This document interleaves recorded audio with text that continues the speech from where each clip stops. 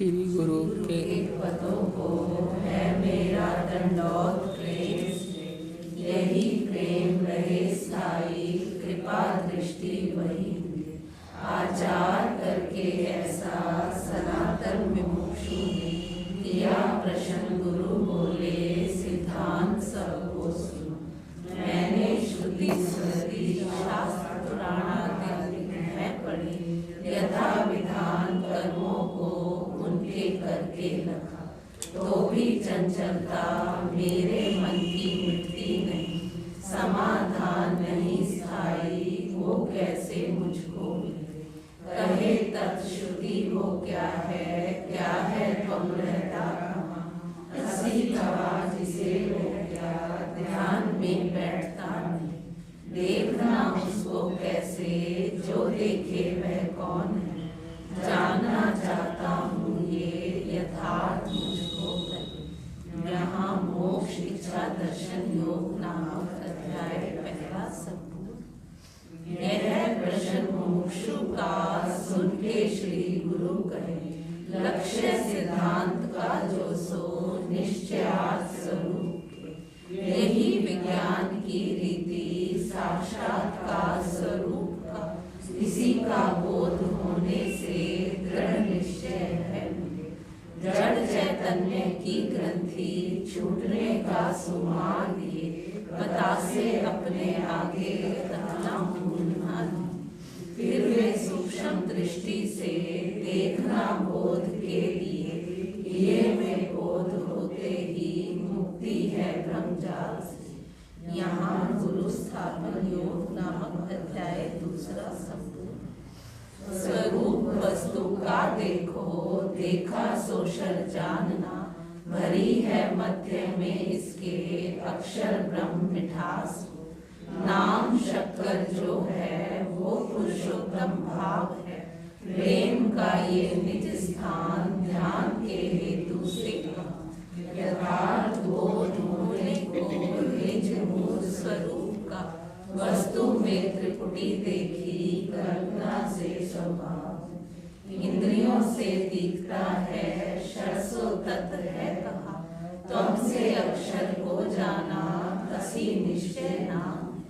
Sir में अंग है 8, अक्षर एक अरूप है, जहाँ है भावना दोनों, लय का स्थान वस्तु से। यहाँ सद्गुरु स्थान दर्शन योग नामक अध्याय तीसरा संपूर्ण।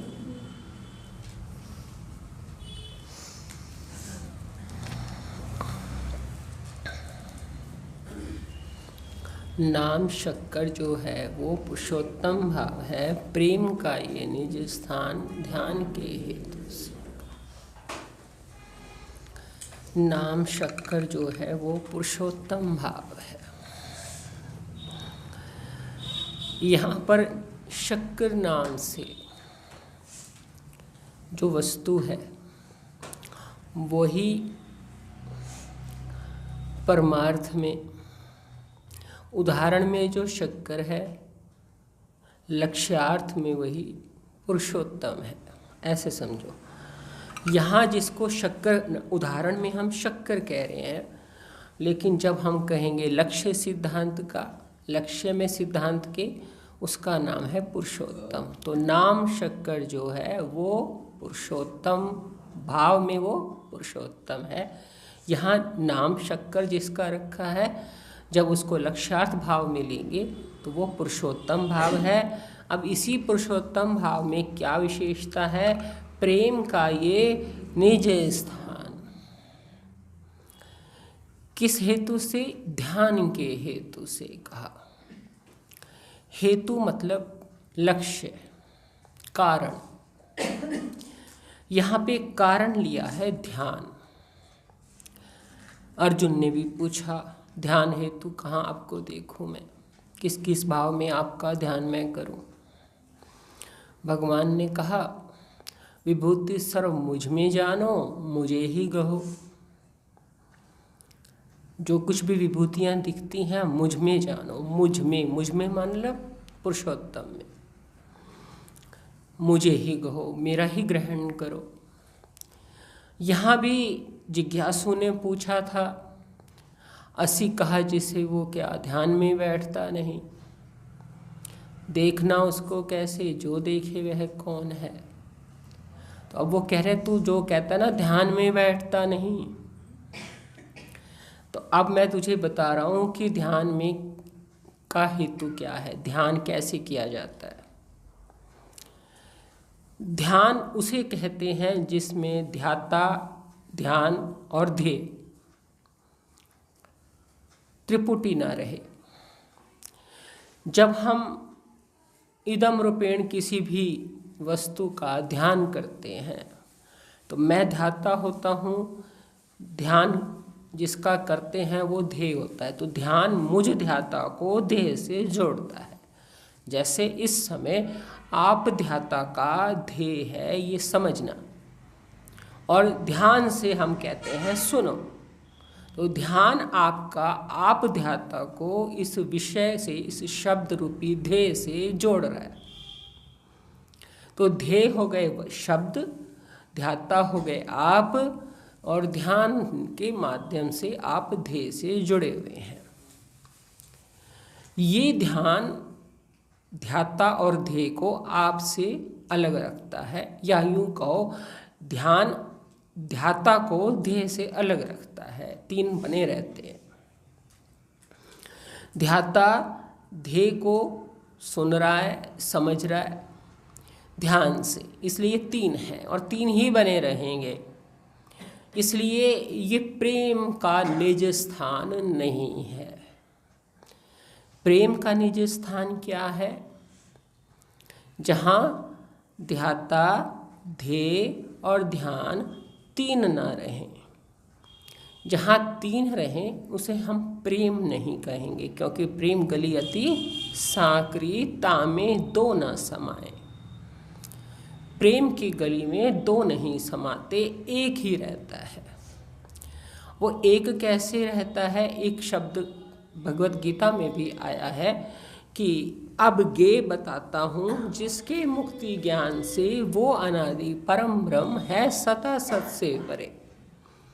वहाँ भगवत गीता ने उस परमात्मा को गे शब्द से कहा है।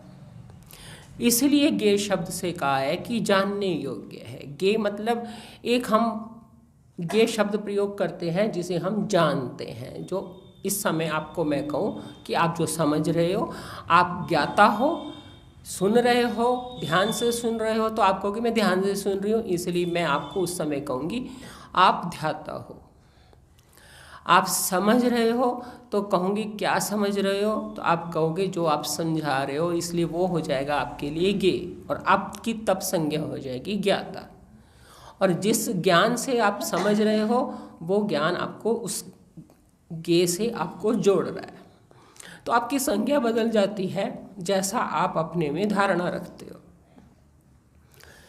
तो लेकिन परमात्मा को जब भगवान कहते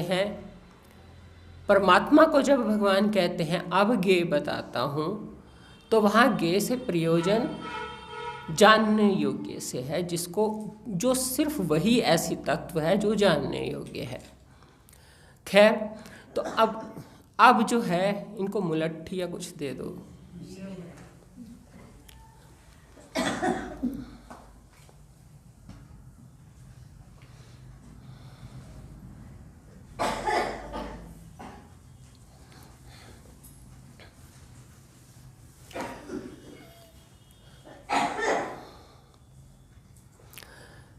अब ध्यान से सुनो, मन को स्थिर कर लो, मन का ध्यान रखो, वो स्थिर है, उसको ध्येय बना लो। आप ध्याता जब उसको स्थिर करोगे तो आपको ध्याता संज्ञा हो जाएगी। अब तब मन ध्येय हो जाएगा।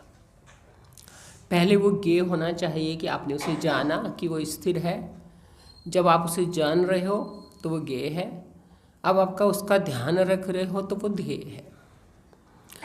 व्यवहार में ज्ञेय ध्येय बदलते रहते हैं, उसी हिसाब से आपकी संज्ञा भी बदलती रहती है। कभी आप ध्येय हो जाते हो, कभी आप ध्याता हो जाते हो, कभी आप ज्ञाता हो जाते हो। आप उसको सही करने लगे हो तो आप कर्ता हो जाते हो, आप उसकी वजह से डिस्टर्ब हो जाते हो तो आप भोक्ता हो जाते हो। अब आप अपनी संज्ञा बदलते हुए देखते हो, पर देखने को सच मान लेते हो, इसलिए वो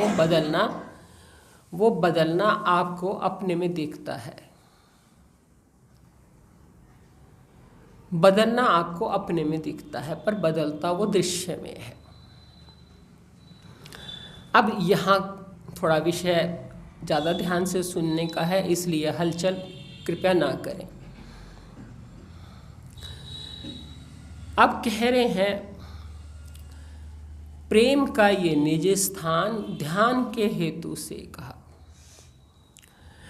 अब आपने कहा कि असी कहा जिसे वो क्या ध्यान में बैठता नहीं। तो एक ध्यान होता है ओपरों का, जो अभी मैंने आपसे बताया, ओपरी चीज़ों का ध्यान, पराई चीज़ों का ध्यान। एक होता है ध्यान निज स्थान का, निज स्थान का। वो ओपरा नहीं है, वो निज है, आप है, अपना आप है। आपका ध्यान, अपने स्थान का ध्यान, अपने स्वरूप का ध्यान, वो स्थान जहाँ सिर्फ निजी ही होता है और कुछ नहीं होता। जहाँ निज होता है वही प्रेम का निज स्थान है। प्रेम भी वसी से होता है असली में। असली प्रेम होता ही वही है जहाँ मैं निज ही रह जाता हूँ और कुछ नहीं रहता। त्रिपुटी में दूसरा होता है, मैं भी होता हूँ, ध्यान भी होता है, ज्ञान भी होता है, ज्ञाता भी होता है, ज्ञेय भी होता है, इसलिए भटकाव होता है, निज नहीं रहता, बहुत कुछ रहता है, इसलिए चंचलता रहती है। जहाँ चंचलता मिटाने की जिज्ञासु ने प्रश्न किया था, वहाँ उसी ने ये भी बात कही थी कि उसे ये भी मालूम है कि ये मेरी चंचलता तब जाएगी जब मैं तत्वमसी महावाक्य को सही तरीके से समझ लूँगा। इसलिए उसने चंचलता मिटाने के साथ साथ उपाय भी तत्वमसी महावाक्य को समझने का किया था। और सद्गुरु ने उसी तत्वमसी महावाक्य को ही समझाना शुरू किया है। तो इस शक्कर के माध्यम से, इस शक्कर की नाम रूप उपाधि के माध्यम से, आप की नाम रूप उपाधि के रूप में जो शक्कर यानी पुरुषोत्तम विराजमान है, तत्व विराजमान है, वो ध्यान का हेतु है। ऐसा हेतु है वो ध्यान का। उसमें क्यों ध्यान करना है? क्योंकि उस ध्यान में मैं ध्याता ध्येय रूप हो जाता हूँ। मेरा ध्यान, मेरा ध्यातापन ध्येय रूप हो जाने से विलीन हो जाता है। सिर्फ ध्येय ही बचता है, मैं नहीं बचता, ध्यान नहीं बचता। यूं कहो समाधि हो जाती है। समाधि का मतलब है जहाँ धारणा करने वाला ध्याता ध्यान ध्येय रूप हो जाते हैं। इसलिए इसका नाम है प्रेम का ये निज स्थान। इसमें प्रेम की धारा बहेगी, प्रेम पैदा करेगा ध्याता। क्यों पैदा करेगा ध्याता? क्योंकि उसको हेतु है उसका ध्यान। पर ये प्रेम ध्याता जो पैदा करेगा, वहीं बैठ जाओ, जो भी हो वहीं बैठ जाओ, आप अंदर मत आइए, आप वहीं बैठ जाइए। बाहर बैठिए या यहाँ बैठिए, बस अंदर मत आइए, जिद मत करिए, वहीं बैठ जाइए, यहाँ बैठ जाइए।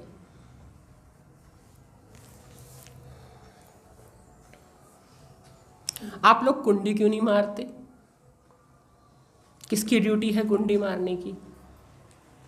सुधा दीदी, आप लेते थे ये ड्यूटी, आप ही लिया करो, आप पे मुझे थोड़ा भरोसा भी है।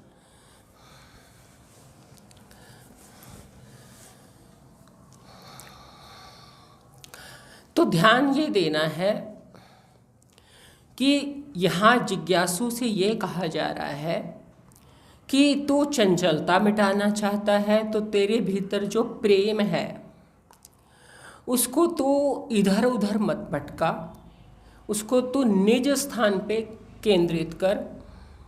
और निज स्थान पर केंद्रित करने के लिए तुझे एक हेतु चाहिए, उसका कारण चाहिए, ध्यान का हेतु चाहिए। तो वो ध्यान का हेतु इस निज स्थान को बना। और ये ध्यान ऐसा नहीं है कि जिसमें ध्याता रह जाएगा, ध्यान रह जाएगा, केवल ध्येय ही रहेगा, ध्याता और ध्यान नहीं रहेगा। इसलिए जहाँ केवल ध्येय रह जाएगा, इसलिए इसको प्रेम कहते हैं। इसका नाम प्रेम का ये निज स्थान है। तो जो ध्यान करते करते ध्याता और ध्यान मिट जाए, ध्याता और ध्यान ना रहें, केवल ध्येय रह जाए, उसी को ही निज स्थान कहेंगे और उसी को ही प्रेम का निज स्थान कहेंगे। क्योंकि वहाँ प्रेम से वो निज स्थान पाया गया। प्रेम का मतलब है सतत ब्रह्माकार वृत्ति, सतत अखंड वृत्ति।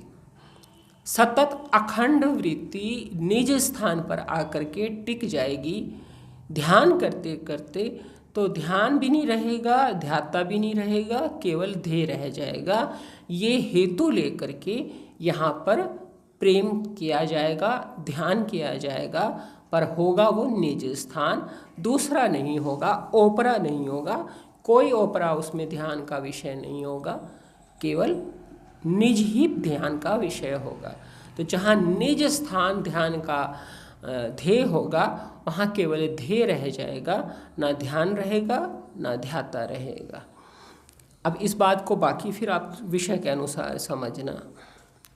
वृत्ति आप टूट गई है। अब ध्यान देना अगले दोहे में क्या कह रहे हैं। यथार्थ बोध होने को निज मूल स्वरूप का वस्तु में त्रिपुटी देखी कल्पना से स्वभाव ने। यथार्थ बोध होने को तुमने शिष्य ने प्रश्न किया था, यथार्थ मुझको कहे। गुरु कह रहे हैं यथार्थ बोध होने को। तू जो यथार्थ बोध चाहता है, किसका चाहता है? निज मूल स्वरूप का। वहाँ कहा निज स्थान, यहाँ कह रहे हैं निज मूल स्वरूप का, यानी तेरे मूल स्वरूप का निज तू जो तू है, जो तू अपने को बना बैठा है, उसके निज मूल स्वरूप का यथार्थ बोध यदि तू चाहता है, अपने मूल स्वरूप का बोध चाहता है, तो उसके लिए मायानंद जी ने 3 त्रिपुटी दिखाई है, 3 पुट दिखाए हैं, त्रिपुटी दिखाई है। कैसे दिखाई है? एक बार आप टिप्पणी भी देखो, इसमें क्या लिखा है। यद्यपि परमात्मा एक ही है, तथापि वह शून्य रूप नहीं। परमात्मा ने ही आत्म सुख के लिए कल्पना द्वारा रचना करके निज शरीर में ही यह भेद जाना एवं ज्ञाता, ज्ञान और ज्ञेय आदि सभी त्रिपुटियाँ कल्पना मात्र हैं। त्रिपुटी बिना एकत्व की सिद्धि प्रकट भी नहीं कर सकते। तत् शब्द से संपूर्ण विश्वरूप होकर बोध किया है। बिना शर भाव के प्रत्यक्ष हुए अक्षर और पुरुषोत्तम भाव की कल्पना नहीं की जा सकती। तत्वमसि समझाने में जीवत्व भाव पृथक रहने वाली कल्पना नहीं रहती, विश्वरूप ही रहता है। पृथक मानव भाव न रहने के हेतु यह वर्णन है, वस्तु लक्ष्य में नहीं। तो ध्यान ये देना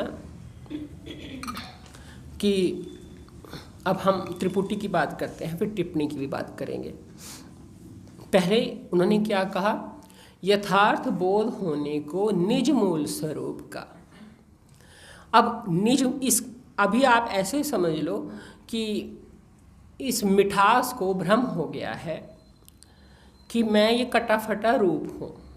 जैसे कि परसों आपको बताया था, जब इसे भ्रम हुआ तो इसने बहुत सारी योनियाँ देखी। बहुत सारी योनियाँ देखी भ्रम के कारण, और जब इसे ज्ञान हुआ तो इसे पता लगा कि सारा ही मैं हूँ, योनियाँ क्या, मैं तो सब विश्व ही हूँ। एक मिठास यदि अपने को परिच्छिन्न समझती है तो उसकी बहुत सारी योनियाँ हैं। मिठास अपने आप को व्यापक जानती है तो सर्व यही होती वही मिठास ही है। अब इस मिठास को भ्रम हो गया तो ये परिच्छिन्न हो गई, कटी-फटी हो गई। अब इस मिठास को बोध कराया जाए कि तेरा असली मूल जो स्वरूप है वो शक्कर है, तेरा स्वभाव मिठास है, तेरा मूल स्वरूप शक्कर है। तो इसके मूल स्वरूप शक्कर को समझाने के लिए यथार्थ बोध होने को निज मूल स्वरूप का क्या दिखा रहे हैं? वस्तु में त्रिपुटी देखी, कल्पना से स्वभाव ने। स्वभाव के लिए ये टिप्पणी है असल में, स्वभाव को बताने के लिए। तो क्या कह रहे हैं कि इस वस्तु में त्रिपुटी दिखाई है, देखी है। किसने देखी है? स्वभाव ने। अब स्वभाव क्या चीज़ है वो जिक्र होगा। अभी त्रिपुटी को देखो कि त्रिपुटी क्या है। एक मिठास ने अपने में त्रिपुटी देखी, एक उसे अपना कटा-फटा रूप दिखाई दिया, एक उसको अपना स्वभाव दिखाई दिया, और एक उसको अपना नाम दिखाई दिया कि स्वभाव तो मेरा मिठास है, इसका नाम उसने शक्कर जाना। अब ये शक्कर नाम, रूप मिठास, स्वरूप कटा-फटा, ये शर परिवर्तनशील गतिशील, शर इसका स्वरूप है, रूप इसका अक्षर है, नाम इसका पुरुषोत्तम है, नाम इसका शक्कर है, रूप इसका मिठास है, स्वरूप इसका ये कटा-फटा मिश्री रूप स्वरूप है। तो स्वरूप ये स्वभाव या रूप मिठास और नाम शक्कर। यहाँ जिसका नाम शक्कर है, जो रूप है अक्षर जिसे हमने कहा मिठास, तो जिसका स्वरूप शक्कर है उसका स्वभाव मिठास है, यानी रूप मिठास है, और स्वरूप ये है। इसे कटा-फटा कह दो, जबान से हम कटा-फटा कहेंगे, यानी खंडित खंडित सा। तो खंडित खंडित ये स्वरूप उस जिसका है उसका नाम शक्कर है, रूप मिठास है, और ये रूप स्वरूप उसका स्वरूप ये है। ऐसे ही जिसका नाम परमात्मा है, भगवान है, अल्लाह है, खुदा है, ईश्वर है, भगवत सत्ता है, परमार्थिक सत्ता है, कारण सत्ता है, परब्रह्म है, जिसे भगवान ने कहा हूँ मैं सता सत से परे, जिसे कहा पुरुषोत्तम परब्रह्म, किसी नाम से कह लो, पुरुषोत्तम परम ब्रह्म, गॉड, अल्लाह, खुदा, दिव्य वस्तु, विश्व वस्तु, गे बताता हूँ तो गे, और अनादि परम ब्रह्म, किसी नाम से उसे पुकार लो। उस अनादि परब्रह्म उसके अनंत नाम है, नाम उसके अनंत हैं, स्वभाव उसका अस्ति भाति प्रिय है, प्रियता उसका स्वभाव है, अस्ति उसका स्वभाव है, भाति उसका स्वभाव है, और अनंत उसके ये चराचर विश्व, आदि मध्य अंत रहित चराचर विश्व उसका स्वरूप है। तो ये जो स्वरूप उसके अनादि हैं, देख ले मेरे ये तू भांति भांति के दिव्य अनेक रंग रूप के, ये जितने अनंत अनंत चराचर सृष्टि के रूप में जो दिखाई दे रहा है, ये उसका स्वरूप है। उन्हीं में जो अस्थि भांति प्रिय रूप से बैठी है मिठास, ये उसका रूप है या स्वभाव है। नाम उसके अनंत है। उसे शिव नाम से भी पुकारते हैं, उसे राम नाम से भी पुकारते हैं, उसे विष्णु नाम से भी पुकारते हैं, उसे नारायण नाम से भी पुकारते हैं। उसे सब ने अपने अपने नाम दिए हैं। नाम अनंत हैं पर वो एक ही है। वो एक जो है उसको यहाँ पर पुरुषोत्तम कहा गया। उसी एक नाम वाले परमात्मा या पुरुषोत्तम या परम ब्रह्म या कृष्ण या राम या विष्णु या शिव, किसी नाम से आप पुकार लो। यदि आप हिंदू हो तो इन नाम से पुकार लो, क्रिश्चियन हो तो गॉड नाम से पुकार लो, मुसलमान हो तो खुदा नाम से पुकार लो, वो सभी का है। ऐसा नहीं है खुदा कहने से हिंदुओं का नहीं रहता, राम कहने से मुसलमानों का नहीं रहता, वो सभी का है। उसके अंदर कोई भेद नहीं है, वो किसी को अपना पराया नहीं समझता, सबका अपना है, निज स्थान है। इसलिए ये ध्यान देना, उस निज वस्तु का यथार्थ बोध होने को, निज मूल स्वरूप का, वो सबका निज मूल स्वरूप है, उस निज मूल स्वरूप का यथार्थ बोध करने होने के लिए वस्तु में त्रिपुटी देखी।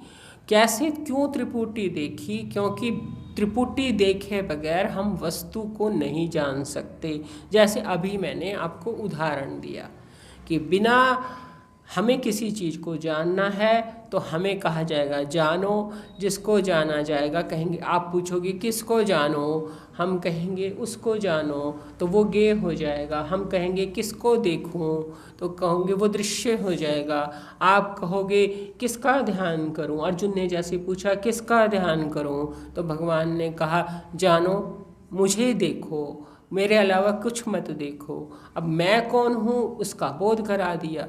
तो जब भी कोई पूछा जाए, हम आपसे कहें इधर देखो, तो आप कहोगे किसे देखें, तो हम आपके सामने कहें इसे देखो, आप कहोगे इससे कुछ दिखाना है, हम कहेंगे नहीं इसे दिखाना है, तो कहोगे फिर इसे दिखाओ, तो ये ध्येय हो जाएगा। तो जिसको भी दिखाया जाता है वो ध्येय हो जाता है, ज्ञेय हो जाता है, लक्ष्य हो जाता है।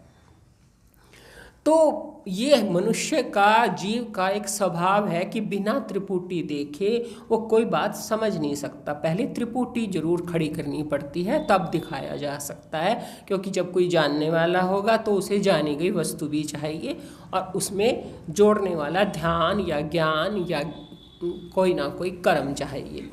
कर्म से जुड़ेगा तो कर्ता कहलाएगा, ध्यान से जुड़ेगा तो ध्याता कहलाएगा, ज्ञान से जुड़ेगा तो ज्ञाता कहलाएगा, आदि आदि अनंत प्रकार से। तो त्रिपुटी के बगैर किसी भी दृश्य की कल्पना नहीं की जा सकती। आप स्वप्न का भी यदि दृश्य हो तो आप दृष्टा हो, तभी स्वप्न का दृश्य है। यदि आप कहो स्वप्न का दृश्य तो हुआ पर मैं वहाँ नहीं थी, तो हम कहेंगे फिर देखा किसने था? तू नहीं था तो देखा किसने था?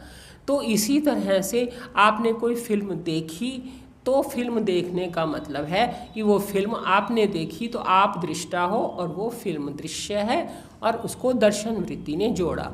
पर यदि हमारे पास आंखें नहीं हैं तो हम नहीं कह सकते कि हमने फिल्म देखी। हम कहें हमने उसकी कहानी सुनी, तो फिर हमारे पास कान होने चाहिए, तब हमने कहा हमने कहानी सुनी। हमने कहानी भी नहीं सुनी, हमने फिल्म भी नहीं देखी, हम कहेंगे उसने देखी, उसने सुनी, मैंने नहीं देखी, मैंने नहीं सुनी। तो जब मैंने देखी नहीं, मैंने सुनी नहीं, तो फिर मैं उसका वर्णन भी क्या से करूं? वर्णन करने के लिए मेरा या तो देखना जरूरी है या सुनाना जरूरी है। कुछ तो त्रिपुटी होगी, बिना त्रिपुटी के किसी भी दृश्य की कल्पना नहीं होती। ये स्वभाव है। इसी स्वभाव को देख करके ही आगे टिप्पणी में जो लिखा गया है कि पृथक भाव विलीन करने के लिए ये त्रिपुटी की रचना की गई है, वस्तु लक्ष्य के लिए नहीं। वस्तु का लक्ष्य नहीं किया जाएगा, उसका सिर्फ नाम बताया जाएगा। नाम के माध्यम से आपको नामी तक उसके स्वरूप को देख करके, उसके रूप को देख करके, उसके नाम को सुन करके आप नामी तक स्वयं पहुंच जाएंगे, क्योंकि वो आपका निज स्थान है, ओपरा नहीं है कि आपको कोई कुछ करना पड़ेगा, कहीं जाना पड़ेगा। फिल्म नहीं है कि आपको घर से उठ के जाना पड़ेगा, या टीवी में आ रही तो टीवी पे देखोगे तो भी आप कुछ कर्म करोगे। कोई भी चीज़ आपको दृश्य में आएगी तो आपकी पृथक होगी तो या तो कर्म से प्राप्त होगी, या ज्ञान से प्राप्त होगी, या किसी और तरह से प्राप्त होगी। ये निज स्थान है, इसलिए इसमें ना आपको कुछ करना पड़ेगा, ना कुछ जानना पड़ेगा, ना कुछ पाना पड़ेगा। सिर्फ त्रिपुटी के माध्यम से आप वस्तु लक्ष्य तक पहुंच जाएंगे। केवल त्रिपुटी इसलिए खड़ी कर रहे हैं कि जो त्रिपुटी आपको बताई जाएगी उस त्रिपुटी से आप परमात्मा के अनुभव तक पहुंच सकें, और वो अनुभव अपना ही होगा। ध्येय तक पहुंचने के लिए ध्याता ध्यान करेगा, लेकिन ध्यान उस तरह से करेगा जिसमें वो विलीन हो जाए और ध्येय के ऊपर आया हुआ पृथक भाव जो उसने बनाया हुआ है वो उसकी कल्पना लीन हो जाए।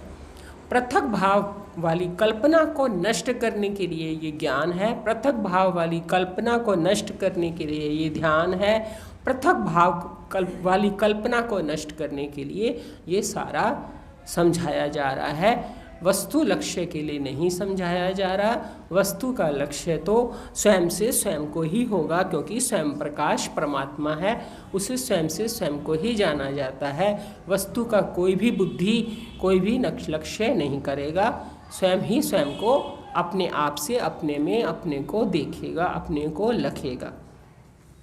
इसीलिए प्रेम का ये निज स्थान है। तो ध्यान ये देना है कि यथार्थ, आप दोबारा से समझिए, यथार्थ बोध होने को निज मूल स्वरूप का वस्तु में त्रिपुटी देखी कल्पना से स्वभाव ने। यथार्थ बोध होने को किसका? निज मूल स्वरूप का, अपने मूल स्वरूप का, निज मूल स्वरूप का यथार्थ बोध होने के लिए ये वस्तु में त्रिपुटी दिखाई जा रही है। पर कैसे दिखाई जा रही है? कल्पना से। आप कहोगे परमात्मा का ज्ञान आप यथार्थ भी बता रहे हो और कल्पना भी कर रहे हो, तो कल्पना भी दो तरह की होती है, एक मिथ्या कल्पना होती है, एक यथार्थ कल्पना होती है।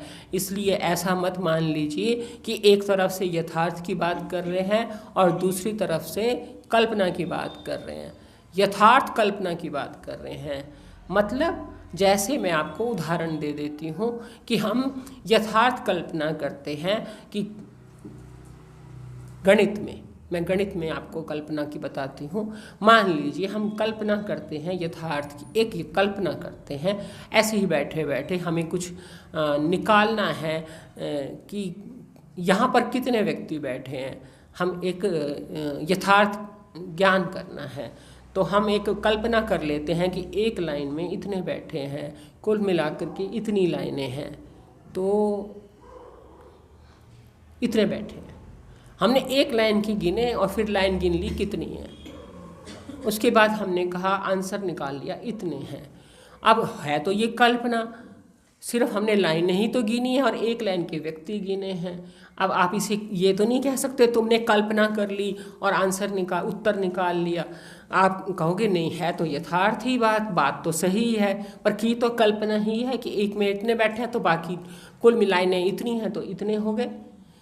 तो ये कल्पना यथार्थ होती है। एक होती है मिथ्या कल्पना, कि आप कहो कि किसी भी तरह से आप संसार में जो भी कल्पनाएं करते हैं सब मिथ्या ही कल्पना होती है।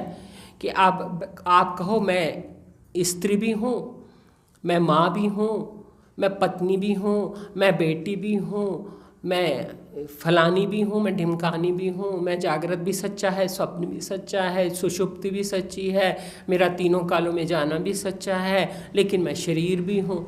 अब ये आप शरीर हो तो आप तीनों कालों में कैसे जाते हो? ये जो आप मानते हो ये आपकी मिथ्या कल्पना है, ये यथार्थ कल्पना नहीं है।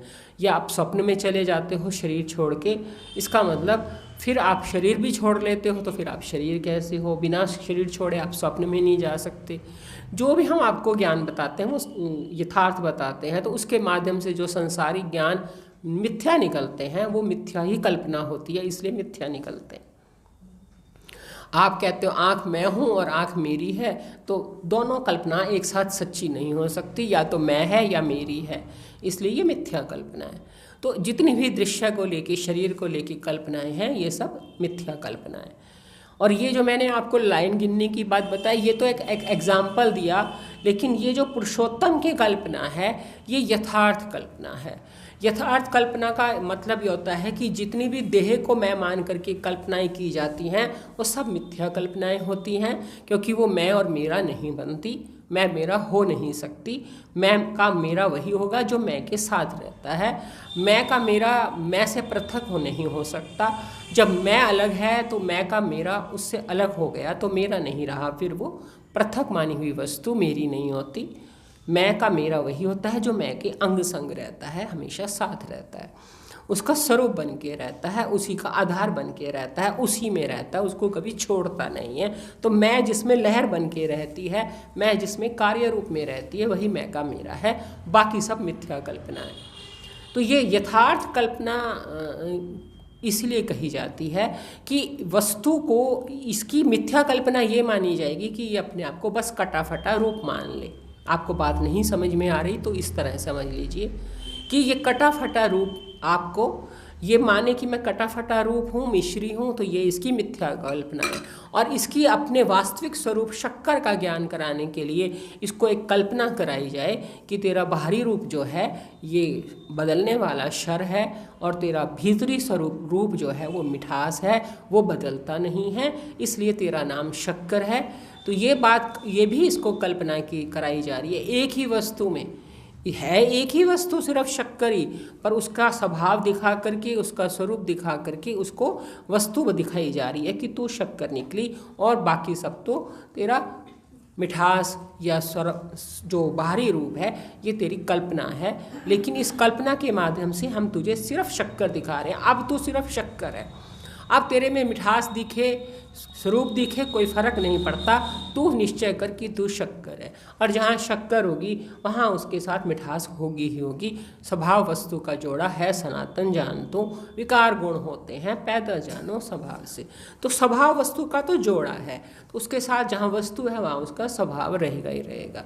स्वभाव रहने से वस्तु स्वभाव के आश्रित नहीं हो जाती, स्वभाव वस्तु के आश्रित रहता है।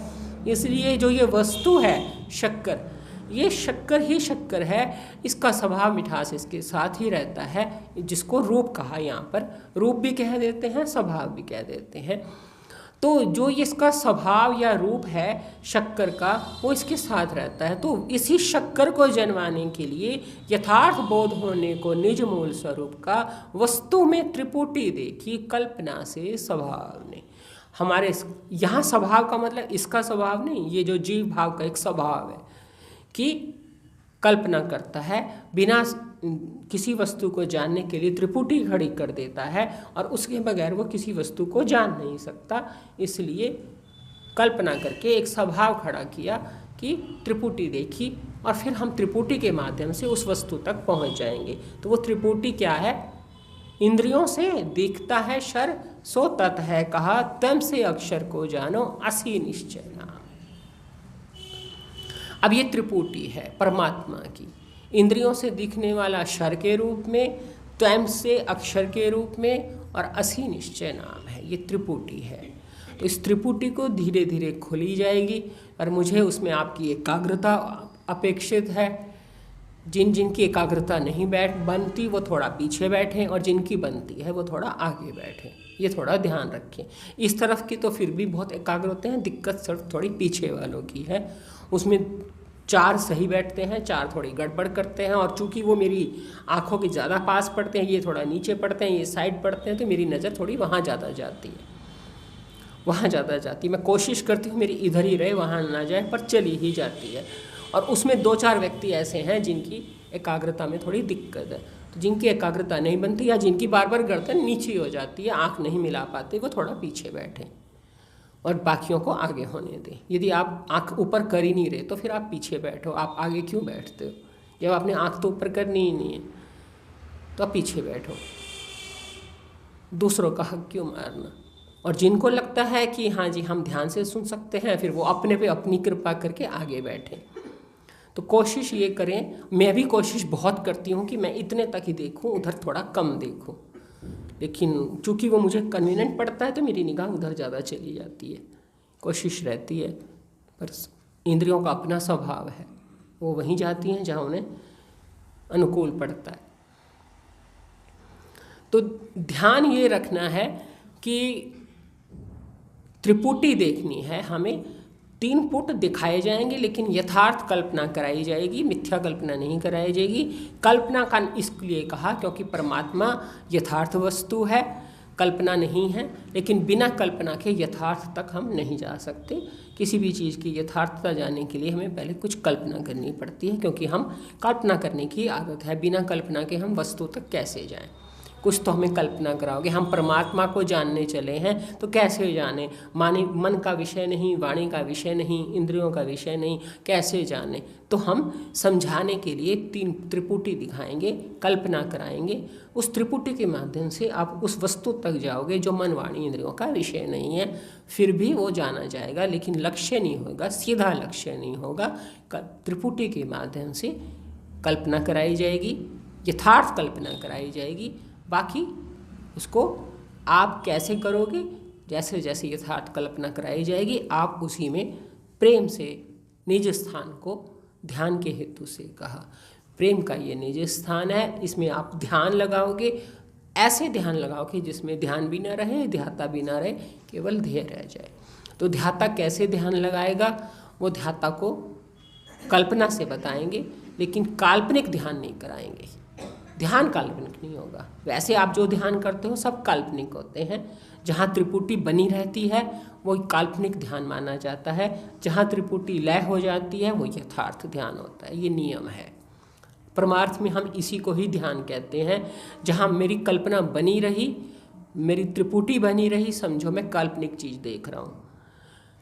ये नियम है। ये विचार सागर दर्पण में एक नियम आता है। स्वप्न के साथ जब जागृत जगत की तुलना की जाती है तो इसी नियम पर की जाती है, और हम मनन निधिध्यासन में जब भी करते हैं इसी नियम से अपने आप को समझाते हैं। हमारा आज तक वही अभ्यास बना हुआ है, क्योंकि विचार सागर दर्पण में ये नियम बताया जाता है कि जहाँ त्रिपुटी होती है, जिस त्रिपुटी में 3 बने रहते हैं, समझो वो मिथ्या है। जिस त्रिपुटी में 3 नहीं रहते वो सत्य का लक्षण है। सत्य कहते ही उसे हैं जहाँ त्रिपुटी नहीं रहती। जिस त्रिपुटी में 3 बने रहें, समझो वो स्वप्न के समान सृष्टि है। स्वप्न सृष्टि का यही नियम है कि मैं देखने वाला, स्वप्न जगत और मेरा देखना, तीनों रहते हैं। वहाँ माता और पुत्र एक काल में पैदा होते हैं। विचार सागर दर्पण में ये बात आती है। तो समकालीन वस्तु होती है। माता और पुत्र समकालीन पैदा होते हैं। मैं और मेरा घर समकालीन पैदा होते हैं। मैं जो कुछ देखती हूँ उसमें मैं और जो जगत में बना लेती हूँ वो समकालीन होते हैं। तो समकालीन होने वाली वस्तु हमेशा मिथ्या होती है।